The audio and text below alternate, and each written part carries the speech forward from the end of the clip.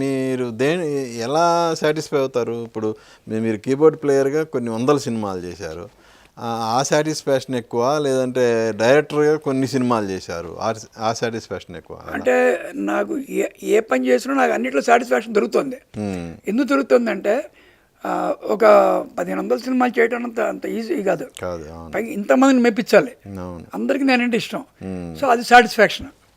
Money wise కూడా నేను బాగా సంపాదించుకున్నా యాజ్ ఎ కీబోర్డ్ ప్లేయర్గా. హ్మ్.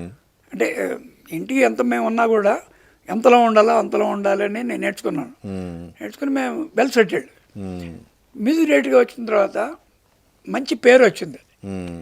డబ్బు కన్నా పేరు బాగా వచ్చింది. హ్మ్. సో అక్కడ సాటిస్ఫాక్షన్. హ్మ్. సో టీవీ ఫీల్డ్కి వెళ్ళిన తర్వాత అక్కడ పేరు వచ్చింది, మనీ వచ్చింది, మినిమం మనం చెప్పాలంటే.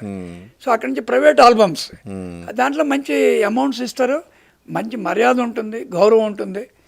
సో అలాగే ఆల్ ఇండియా రేడియో వాళ్ళు డైరెక్ట్గా ఏ గ్రేడ్ ఇచ్చారు. సో ఇవన్నీ మర్యాదలు. ఓన్లీ సినిమా మ్యూజిక్ డైరెక్టర్ అంటే కొంతకాలానికి మన సినిమాలు ఏం లేకపోతే మనం ఇంకేం పని చేయలేం. సో ఇప్పుడు నాకేంటంటే ఎట్టెళ్ళినా నాకు గౌరవం ఉంటుంది. All India radio, TV, private albums, A foreign countries the shows, number of shows number of చేశారు షోస్ బాలుగారితో. బాలుగారితో, తర్వాత విడిగా. సో ఎక్కడికి వెళ్ళినా ఏ కంట్రీకి వెళ్ళినా మర్యాద ఇస్తారు. సో ఇవన్నీ ఇంపార్టెంట్ కదా.